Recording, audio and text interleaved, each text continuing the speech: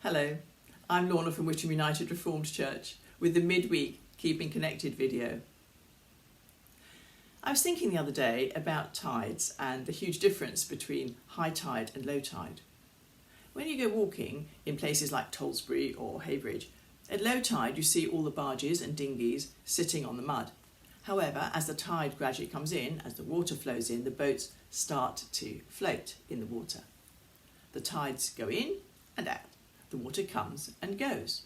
So, regularly, the boats go down to sit on the mud and then rise up again to float. The boats are anchored. At high tide, when they're floating on top of the water, they don't drift off. When they're on the mud, they're still anchored, but they're not going to go anywhere.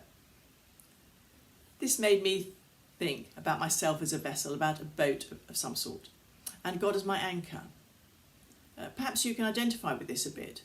At times, we may feel as though we are lying on the mud, stuck maybe even, waiting for the next tide to come in. And it may feel as though we have been there for a rather long while. Maybe it is a long while, but God has not left us. He is our anchor, still attached, and we are just as reliant on God then as when the tide comes in, when we are afloat again, which is when we are far more likely to forget God. Of course, it's a very imperfect analogy, but it just made me think. When I'm sinking in the mud, it is only temporary. God still loves me just as much as ever. When I'm buoyant and upbeat, when life is going well, that's when I most need God's steadying hand anchoring me, so I don't wander off from, or get distracted from, Him and His purposes for me. The anchor that is God will hold in floods or storms. Whatever life throws at us, God will never leave us or forsake us, never fail us or abandon us. Nothing can separate us from God's love for us. Nothing. I think that's perhaps something to hold on to, especially if you feel you are perhaps in the storms and being tossed around on the sea, or lying on the mud, waiting for the tide to come back in. But even if you are just perhaps at sea, lost in the middle of the sea, unable to see land, not knowing which direction you're going in, or even which direction you need to be going in, hold on to it. And the pandemic has made us feel a little bit like that, perhaps at sea. Where are we going?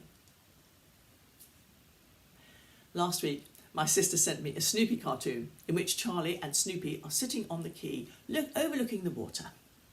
And Charlie says, "We only live once, Snoopy." Snoopy replies, "Wrong. We only die once. We live every day." Absolutely true. We live every day. Every morning we have a choice to really live the day, making and taking opportunities, or just existing every day. In Jesus we have life to the full, life in abundance. So let's live our God-given life to the full for His glory. Bless you. Goodbye. See you soon.